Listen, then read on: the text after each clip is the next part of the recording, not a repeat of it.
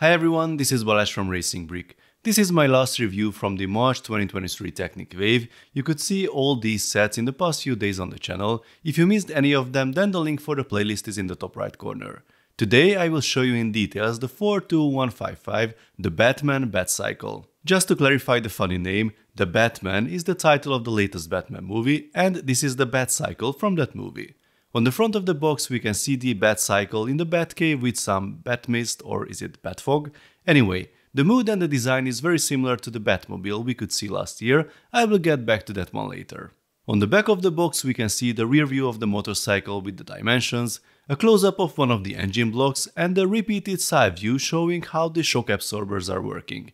Yet another similarity to the Batmobile. Despite all the branding, there's zero reference to the original vehicle on the box. Now let's open this one. The set has 641 pieces, the price is €55 or $50, and it will be available from the 1st of March. We only get 5 numbered bags in the box with 2 building phases, an unnumbered one with the rims and some beams, the 2 tires, the manual, and no sticker sheet at all. There's no reference or anything at the beginning of the manual, unfortunately. At the end there's a double page with the logo, the Lego version, and well, something that seems to be a concept art of the movie version maybe. We can barely see any details of the bike. I'm really not sure why they couldn't use a proper photo. Here's the surprisingly short part list. Now let's start building. We begin the process with this interesting structure, and as it turns out that will be the support frame of our H4 or flat 4 engine, which is then closed by an even larger structure on the other side. All pistons are now connected with these gears. Then comes this interesting combined system Technic assembly with the perpendicular gear to drive the engine. We add some pipes, there will be a lot more coming, then begin to build the frame of the bike. This is a pretty dense build so far, and here comes a shock absorber with hard spring in black. We could already see this in the Ford GT. I did some comparisons with the previous spring design in that video. You can check it out if you are interested. Here comes one of the massive swing arms, and we also continue with the frame on top with some funky assemblies snapping together. I really like when all the parts at different angles match perfectly. More pipes added. First I thought that's the exhaust, but that will be on the side, so it might be the air intake then. Let me know in the comments if you know. These 9 module long links are used to simulate this section of the frame. They look cool. We have a Technic rubber piece in this assembly and it goes here. I think it will help stabilizing the swing arms. Time to add these super cool looking motorcycle rims that are new in black.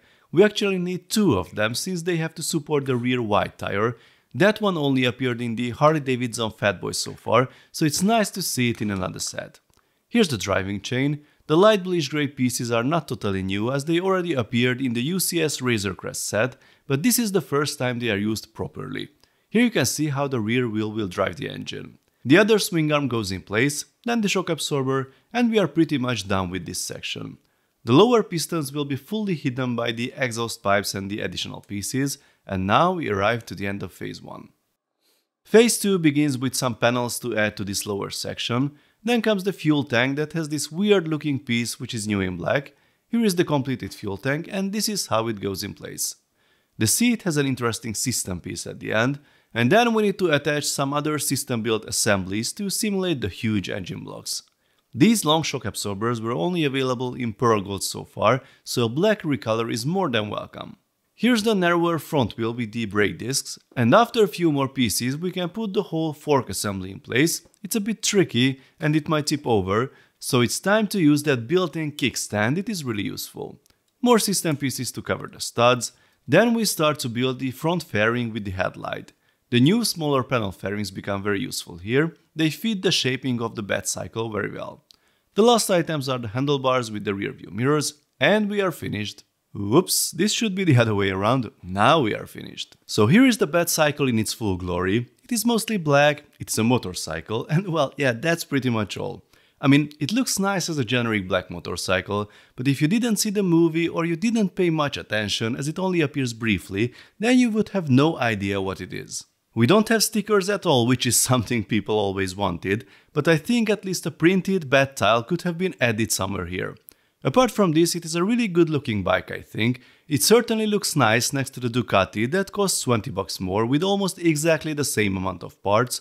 And here's the Fat Boy with the same wheel setup but a very different styling. We don't have many functions but they are working well. the rear wheel drives the fake engine that is totally invisible by default, but as the manual points out, you can remove these engine blocks to see the pistons in motion.